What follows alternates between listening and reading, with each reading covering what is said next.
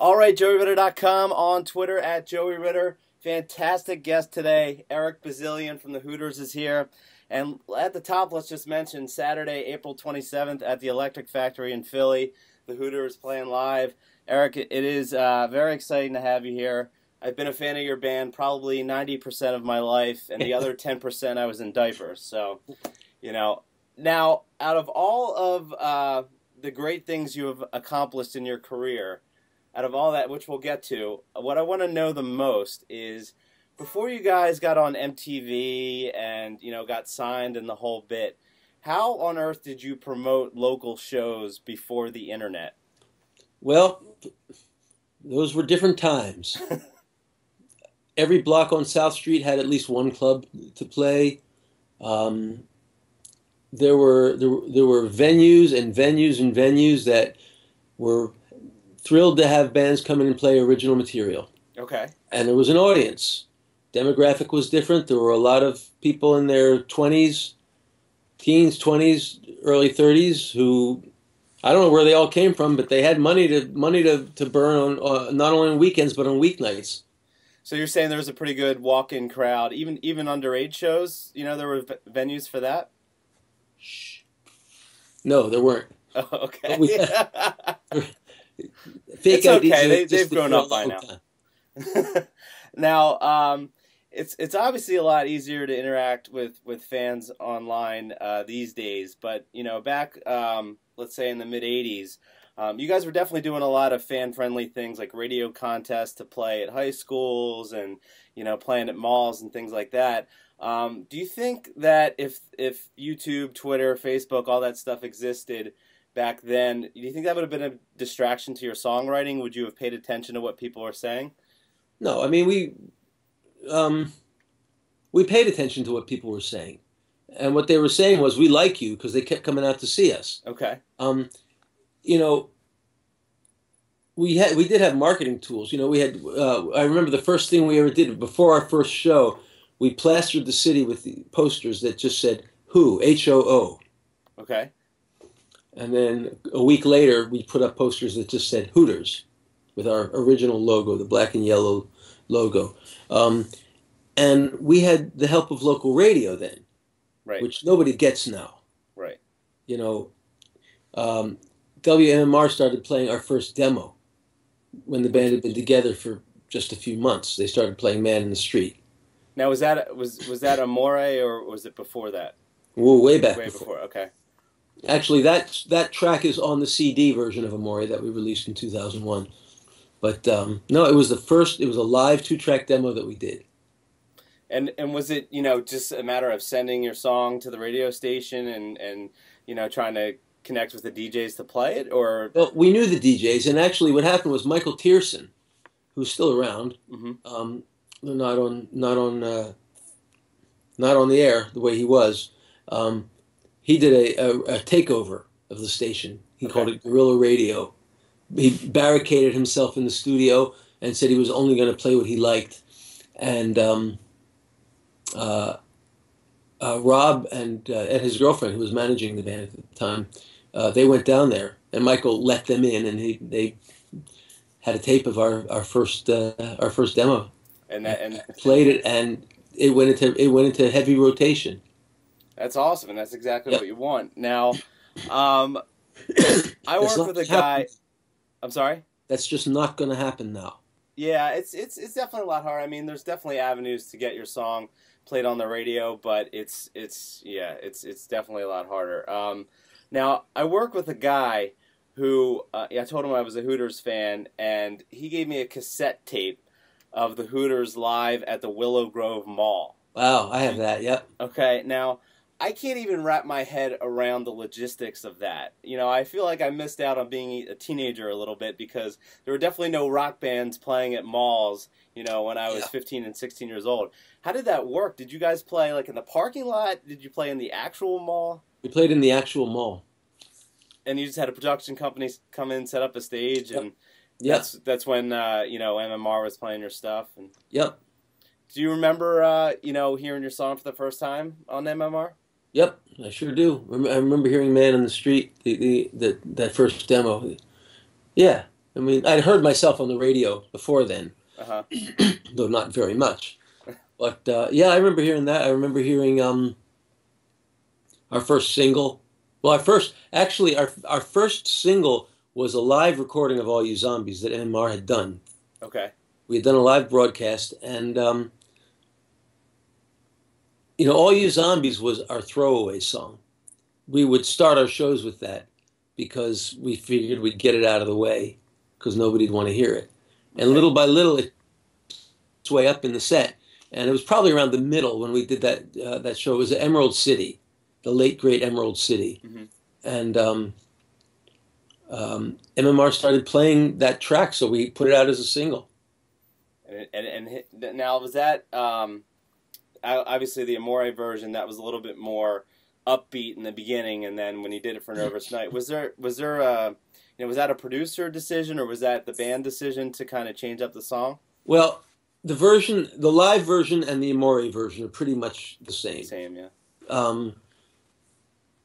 Then when we went in to cut it for Nervous Night, it was a mutual decision. I mean, our producer, Rick Chertoff, definitely pushed us. He saw some potential in the song that we hadn't seen yet. He was really hearing something kind of epic. Right. And we went with it. And I think when we recorded the kick drum, when Bill Whitman recorded that kick drum, that's when I saw it. That's when I saw how epic it could be. Yeah. We went from a 3.5-minute song to a 6-minute song. That whole intro, the whole interlude. And what we were thinking throughout most of that was we wanted to please Roger Waters. Okay. Because, The Wall was still fresh in our minds. And, what would Roger do? Right.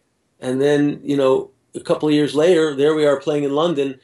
Roger Waters comes to our gig and says, "Hi, I'm your fan." And so, okay, so you had never met him, when you were recording, and wow, okay, well, I'd say you succeeded then. That's pretty good. Now, Nervous Night to me is a perfect album, and I kind of rediscovered that. I was always familiar with the singles, but like when I moved out of my parents' house, I had it on vinyl, and I set up my record player. I had never set up my record player, and I just played that album over and over again. And, what's the first thing that comes to your head when you think of when you recorded that album? Is there any kind of funny stories, or, is there a song that took forever to get a certain take? Well, recording the tracks, first of all, we did a lot of preparation for that album. We spent a lot of time, we wrote a lot of songs.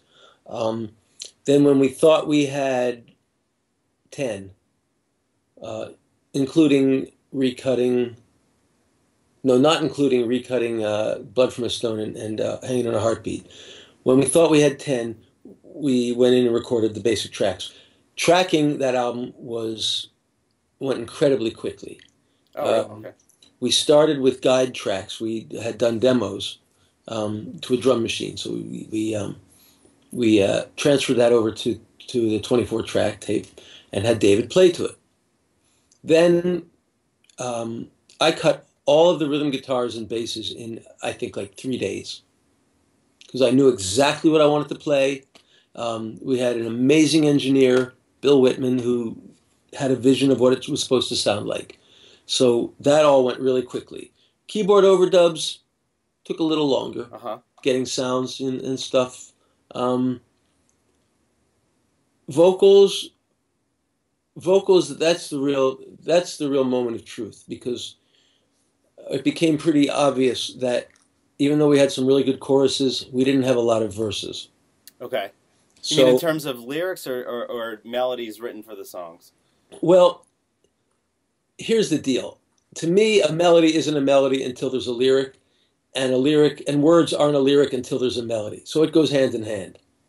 We had what we thought were really good melodies, but they weren't melodies that we could write good words to. Mm-hmm. So, when we started mixing the album, the only songs that actually had complete vocals were All You Zombies, Blood from a Stone, and Hanging on a Heartbeat. And we danced. We had a killer chorus. We had recorded the choruses that we had written just to give us something to listen to. and we had a verse melody that was completely different from what we ended up with, but we couldn't, and we kept trying to write lyrics, and nothing was happening. And then Rob and I we sequestered ourselves. We said we're not leaving New York until we write these songs. And it was a Saturday, and I remember sitting there with my headphones on. We're in this state of the art 24-track studio, and the staff has gone home. There's no engineer. We're in the tracking room. I've got my 4-track cassette recorder with me, headphones on, and I'm listening to this track. Okay.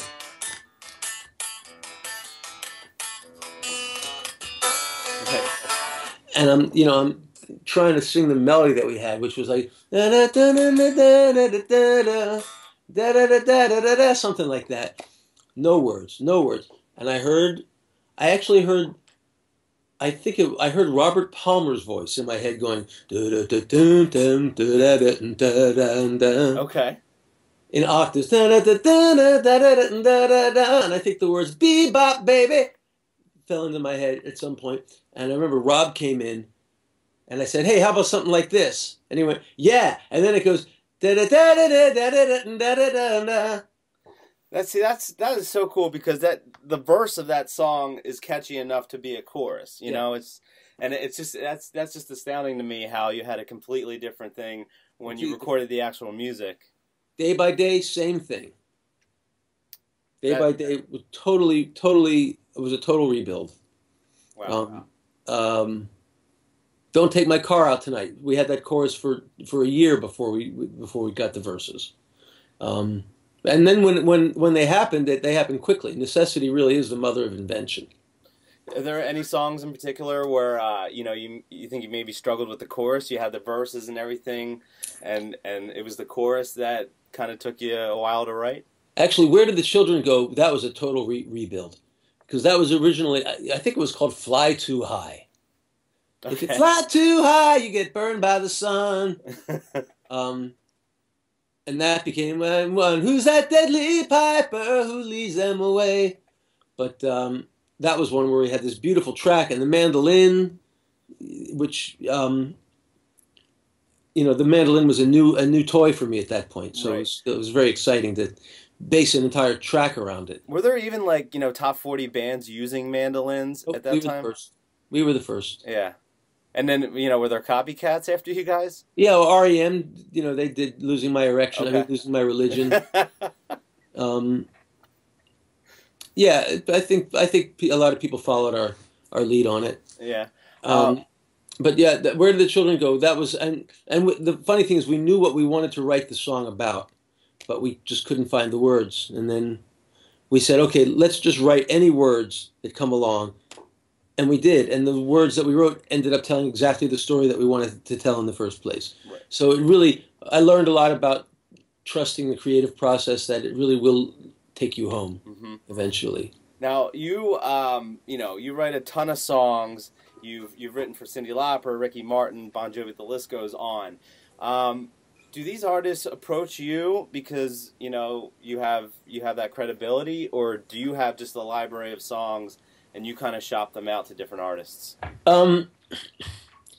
It's usually it's pretty much always been through some sort of personal connection. Ricky Martin. Well, there's a whole chain. There was a whole chain reaction that happened with starting with the Joan Osborne record.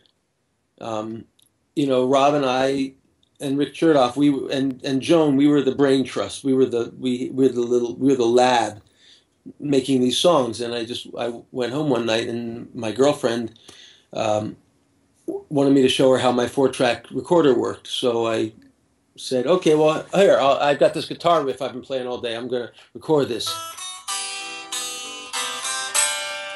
So I recorded that with the little drum beat and the little keyboard bass. And she...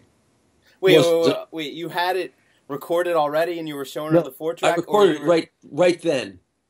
Oh wow! So you wrote that song by showing somebody how to use a 4-track? Yeah. Well, I recorded the music. I came up with a little structure. Using the riff for the chorus, arpeggiating those changes for the verse, and a little 6-bar B section. And and she wasn't as impressed as I had hoped. She said, "Sing it," and I tried to explain to her, well, you don't just sing it. You've got to write the chorus first, and then you have the concept, and then you've got to find the verses, and then you realize that the chorus doesn't really work, and you change the chorus, and then a few weeks later you realize that it was better before, and you go back to that, and then, it's a whole, Well, just the fact that a girl asked you how a 4-track worked, I can't even wrap my mind around that. Now, have you ever found yourself at a bar or a public place and one of us is playing and you just kind of tap the guy on the shoulder next to you and you're like, you hear that song? This guy right here. I get up on the bar and I go, yo, this song, I wrote this song. Have you ever sang it at karaoke and someone's like, you know what, I don't think you really do that song the way it was intended to be done? Actually, I've never done that song in karaoke. I have done other songs of mine in karaoke. The whole Austin Powers thing, did you know about that? I did. I didn't know the context. That? I didn't know how it was going to be used. I knew that it was going to be in the film, but I was pleasantly surprised, especially the fact that Dr. Evil claimed authorship of the song. Thank you. I wrote that. I didn't know that. But on the soundtrack it says Dr. Evil and no. But in the film, after he plays it, he says, "Thank you. I wrote that." Oh, okay. But getting back to because you would ask me how people get my songs, I happened to write that. So anyway, I had the track and I heard the voice of the guy from the Crash Test Dummies in my head singing "If God Had a Name." So I put the thing in record and I sang it. I just sang the song. The song just came out in one. In that low octave voice, you did it. Yeah, I sang, and then I doubled it with an octave higher. That's got to surface on the internet. I got to hear that. It's on my first solo record. Okay. It's a hidden track on The Optimist. If you listen to the last song called The Optimist and wait 30 seconds, you'll hear my One of Us demo. I actually got to record the guy from the Crash Test Dummies singing it. That's an underrated band. People talk about them as one hit wonder, but if you actually listen, the only album I've really heard is the album with on it. But it's a really good album. I mean, they're fantastic songwriters. They're great. Brad is a great artist, great singer, great songwriter. I'm a big fan. I was before that, and I still am. But so I didn't write that song for Joan. By the way, the girlfriend is my wife now of 18, 19 years. That's pretty awesome. But I brought the song in the next day to our session, and I'd forgotten about it. I'd forgotten about it until about 3 in the afternoon, and we took a break. And I said, "Oh, guys, I wrote a song last night. You got to hear this." And I played it for them, and Rick Chertoff just looked up and said, "Joan, do you think you could sing that?"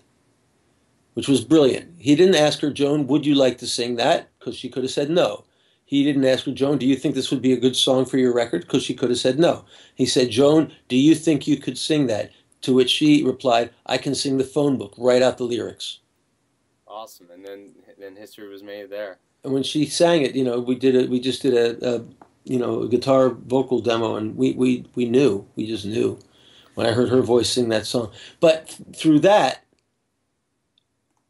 other people started coming to me. In particular, Desmond Child, who's a legendary songwriter, producer.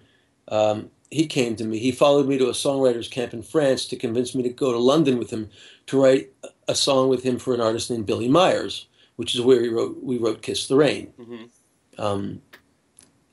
Then a few months later, he invited me to come to Miami to write a song with him and this guy who had just left a British boy band called Take That, a guy named Robbie Williams. We wrote Robbie Williams' first single there. A year later, he's doing a record by the lead singer from Menudo named Ricky Martin in English. Okay. 8 songs. I play him "Private Emotion," a Hooters song. Decides to cut it with Ricky Martin. So it's all It's all a cycle. It's all a good cycle. Now you mentioned London. Now you the Hooters, your solo career. You do a lot in Europe. Yeah. I can't say I've ever been to a show in Europe. Is there, an obvious difference between European audiences and American audiences? Well, for us, the size, there is one. Right. Well, that makes a big difference. Yeah. Um, no, it's funny.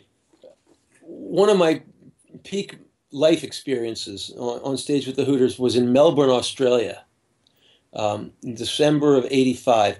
All You Zombies was number one in Australia. They flew us down for 4 days to do two shows, and we played a sold-out arena in Melbourne. And I remember at one point, halfway through the set, remembering that I was in Australia. Right. I totally forgot that I was not at home. Music really does sort of transcend time and space. I know it's such a cliche, but it's really true. So, yeah, I mean, they speak a different language in Germany, but aside from that, Well, actually, you know what? I have been to a show. I honeymooned in Italy, and it was funny because my wife went to sleep, and I just kind of went down to like the lounge where the band was playing. And, they're playing like AC/DC songs, and, they might even play a Hooters song. And, all the audience, they all speak Italian, and they're singing the songs, and then in between songs, he's speaking in Italian. I just couldn't get past that, because, I don't know if I'm ignorant or what it is, but, I don't even know how to speak one language, and these folks are, they know all the words, they know all the English words, like it's nothing. It's unbelievable. yeah, it is. It does give you a little perspective, Yeah. Now, you are a father, which is fantastic. How old are your kids? 12, 16, and 24. Okay, well, so they're definitely aware of what you've accomplished. Now, are they into music as well? To greater and lesser degrees, yeah. Have Yeah. you, tried to teach them, how to play, or you just... When they ask for help, I give them help, but Okay. I can't push it on them. That's cool. Now, I just had a daughter. She's 11 months old, and Nice. I want her to be into music really bad, but I don't want to be like one of those fathers that's like, okay, here's the piano, here's the guitar. I want her to discover it herself. But you're a guy that eats, sleeps, and breathes music, so I was wondering if it was different for you as a father. It doesn't sound like it is. I think my kids see how consumed I am by it, and I think the last thing on earth they'd want from me is to try and force it on them. Mm-hmm. I hear you. I'm very hands off. My son is probably the most into it, and when he asks for help, I'll give him help. But no, they got to find it on their own. I found it on my own. Funny, my mother still is a professional musician.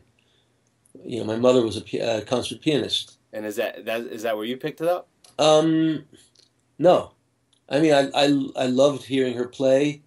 I was motivated to take lessons for a little while when I was a small boy, but I didn't have the discipline for it. No, actually, what made me a musician was the Beatles on Ed Sullivan. Oh, for me it was Green Day on Letterman. Okay, So well, I know there you how go. it is.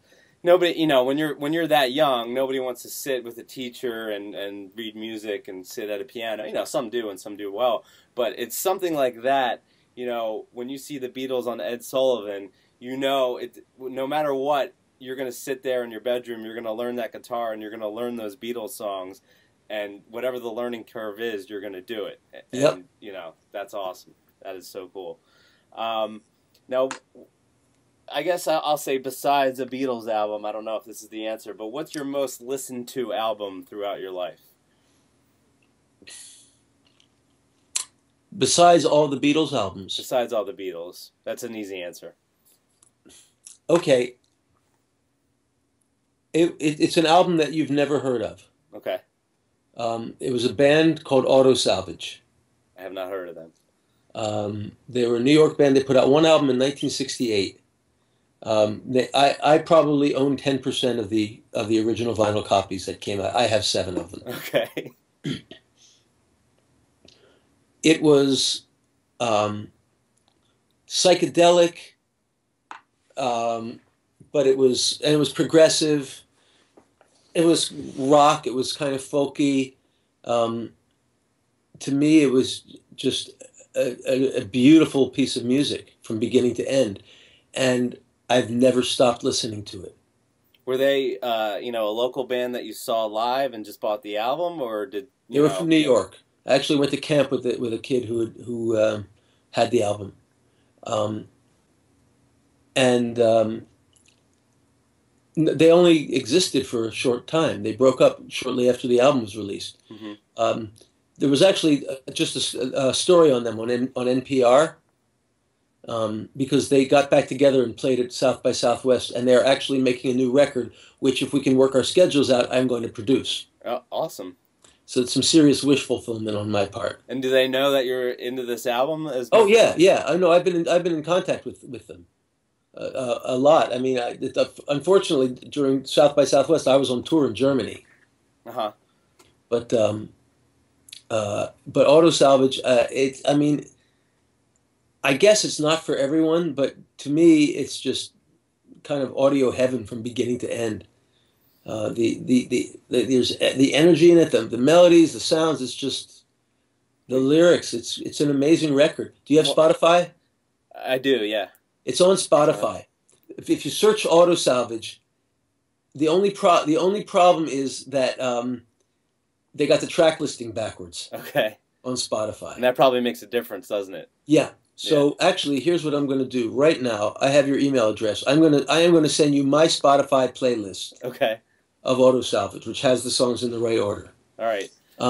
Besides that, albums that really spoke to me and continue to speak to me would be Tommy, My Generation, and Live at Who Live at Leeds. Obviously, the Who were a very big influence on me. More than the Stones. I love the Stones. You know, I've seen every incarnation of them. Did you see the Who at the Super Bowl a couple of years ago? Yeah. What'd you think? I thought it was as good as you can be at the Super Bowl. Absolutely. People are so quick to judge. Of course they're going to say that they're old. Well, I'd like to see whoever is criticizing them when they turn the Who's age, what they can do. I mean, it was fantastic. They could not have done any better than they did. I saw the Who a couple of months ago. They did the Quadrophenia here. They're amazing. It's hard to judge a band on TV because you never know what the sound's gonna sound like and how the vocals are mixed. But I feel like I'm smart enough to judge if the performance was good, and I thought it was great. So yeah, it was brilliant. Brilliant. Now, what was the strangest Hooters show you've ever played?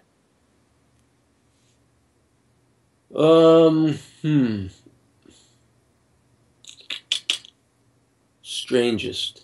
Well, in some way, it was Live Aid. Okay. I mean, because, we got there at 6:30 in the morning. We walked out on stage at 9 o'clock in the morning. There's 120,000 people there. And by the time we got used to the fact that we were on stage, our set was over. We played 2 songs. That was pretty strange. You only did 2 songs at Live Aid? We did All You Zombies, and then we danced. Right, I saw the All You Zombies on YouTube. I did see that. That was it. But strange in like a not great way. I was kind of going for the not great way, but I didn't want to say it. Not great way. Well, we did a U.S. tour. I think it was our last U.S. tour in '93. Our record company had abandoned us. A lot of things had abandoned us, and there was one gig we did. I think it was in Dallas, and we were playing. Aside from the fact that we were playing at a heavy metal club in a strip mall, they had advertised us at a different venue. Oh my God! That was pretty strange. Jesus Christ could be performing stand-up comedy at a venue, and if that venue's not going to advertise it, no one's going to be there. Yeah. All right. Yeah. All right. All right. Well, let's take a different turn here. What is Eric Bazilian's favorite cereal? Kind of like Gorilla Munch. I don't even know what that is. It's some high-end organic organic cereal, but but I only like it when you let it sit long enough to get soggy. Oh, I am not with you there. No, no, but you see, Gorilla Munch doesn't get soggy like Cheerios. Okay. Different kind of soggy. If you get it when it's if you when the milk first hits it, they're just a little too hard and crunchy, and they get soggy in a cool kind of rubbery way. All They don't right. get soggy in a mushy way.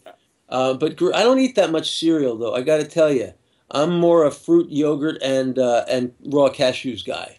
Now, I had a hoagie for lunch today. Are you into hoagies? You had a Hagie. You had a Hagie. I had an Italian hoagie. I'm Now, more, I'm a cheesesteak guy. okay. Now, what do you get on your cheesesteak? Sauce and onions. Sauce. Sauce and onions on my Okay, cheese. I'm down with that. D'Alessandro's. Now, what kind of cheese? Well, D'Alessandro's, you just get whatever they put on it, which I think is American. Okay. Now, when I go to Pat's or Geno's, I usually sometimes I do the Cheese Whiz and sometimes I do the provolone. Yeah, you have to do Cheese Whiz when you're at Pat's or Geno's. Yeah, I think. you do. Yeah, one wit, pizza, Right. pizza wit. Generally, I'm a fan of the American with the cheesesteak, but when you're at Pat's or Geno's, which isn't often for me, but you got to go Whiz. Yeah, it's the experience. No, I'm a D'Alessandro's guy, totally. What's your favorite app on your smartphone? Let's see, Spotify. Um,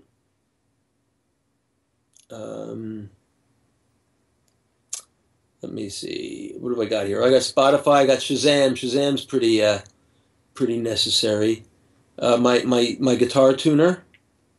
Isn't that amazing? Guitar tuners, they used to cost like $80. $80. They used to cost $400. My Con strobe tuner cost $400 in 1978. Oh man. Those are the main. I've got like navigation apps. Oh, the best parking app. That's really good. That's useful when I go to New York. Oh, what is that? If you so you can find your parking spot?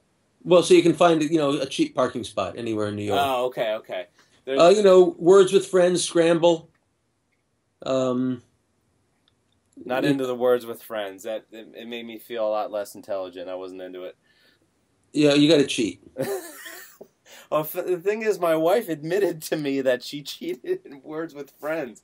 I'm like, You got to. if you're cheating in Words with Friends, what else are you cheating? Yeah, but see, here's the thing about that. First of all, whenever I do, I tell people that I am, and I encourage them to use the same helper app as well, because that using that helper app it's kind of like using a rhyming dictionary to write songs. By the time I go to a rhyming dictionary, that means that the rhyme doesn't exist. Right. And so much of Words with Friends isn't just finding the words; it's figuring out where to put them. Just using that app isn't going to make you a genius at Words with Friends. And trust me, if it comes up with a word that I have never heard of, I'm not going to play that word. Right. So you don't do thesauruses when you write lyrics? I try. If I'm stuck for a word, I'll look for it. But the chances are, if I can't think of it, it doesn't exist. Right. All right. Well, hey, I want to mention again that Hooters Saturday, April 27th at the Electric Factory. That is going to be awesome. It's going to be amazing. I got to tell you, man, this band, we are the Energizer band. Absolutely. Now we are the Energizer Bunny of rock bands, and we just keep getting better and playing harder, and our lives depend on it. It's going to be an awesome show. Now, people can visit you at ericbazilian.com and follow you on Twitter at ericbazilian. That is BAZILIAN. Anything I'm forgetting? Well, the ericbazilian.com, I haven't updated that site in 2 years. Well, I have the perfect interview for you to update that with. Well, the problem is, the only way for me to update it is to open it up in Dreamweaver, and I always mess it up. And I actually have a young couple in the Czech Republic working on a new website for me. Yeah. Right now. If you can use Dreamweaver, you can use WordPress. WordPress is where it's at now. I know. Well, they're doing it in WordPress, so I can do the updates easier. But and I could learn the whole WordPress thing. I just got too much shit going on. Yeah. But my Facebook account's a better place to look. I have most of my stuff public, and there are 2 Facebooks. There are two Eric Bazilians on Facebook, so make sure it's the cool one. Which is what URL? I don't know. They both say Eric Bazilian on them. So you just got to look. Basically, if it looks like the one that has a whole bunch of pictures, like from Germany, from this, I just did a tour in Germany with an orchestra and a bunch of musicians. That's the one. All right. Well, I'll find that and I'll flash it up, in post editing. Yeah. Eric, I appreciate it so much. My pleasure. All right. Keep killing it. Likewise.